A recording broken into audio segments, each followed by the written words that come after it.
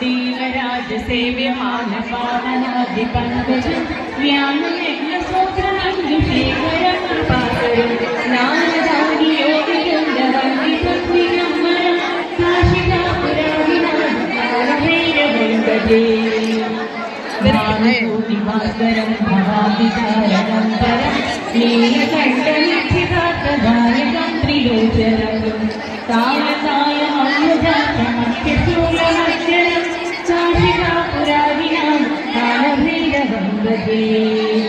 शूलटङ्कपाशदण्डपाणिमादिकारणं श्यामकालमादिदेवमक्षरं निरामयम् भीमविक्रमं प्रभुं विचित्रताण्डवप्रियं काशिकापुरादिनाथकालभैरवं भजे बुद्धिमुक्तिदायकं प्रशस्तचारुविग्रहं भक्तवत्सलं स्थितं समस्तलोकविग्रहम् निर्मणोज्ञहेमचैवनीलसत्त्वरिं काशिकापुरादिनाथकालभैरवं भजे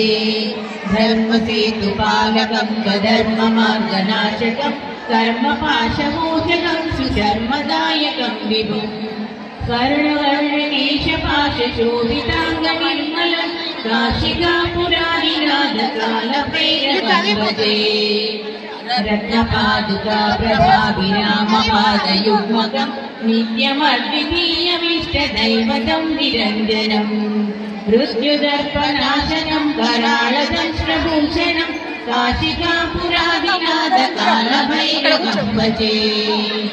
अट्टहासभिन्नपद्मजाण्डकोशसन्ततिं दृष्टिपातनष्टपापजालमुग्रशासनं हस्तसिद्धिदायकं कपालमालिकाधरं काशिकापुरादिनाथकालभैरवं भजे